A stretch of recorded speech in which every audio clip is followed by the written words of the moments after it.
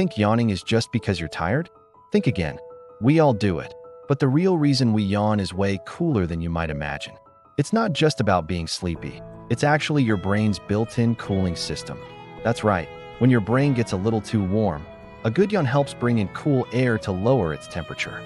This little reset helps you stay alert and focused. And you know how yawns are super contagious?